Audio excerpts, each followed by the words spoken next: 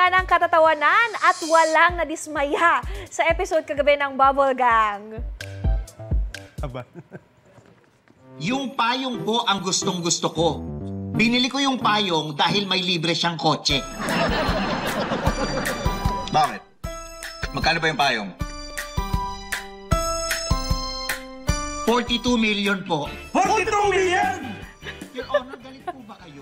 Grabe, benta ang jokes ni Shala Dismaya, played by comedy genius Michael V.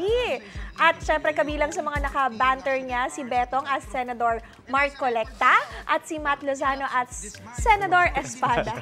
Sa segment, reveal na hindi pala flood control ang projects nila Shala, kundi birth control. Sa kulitan mukhang may nagparamdam din ng ibang karakter mula sa Bitoy Multiverse. Naku, sino kaya ang lumabas?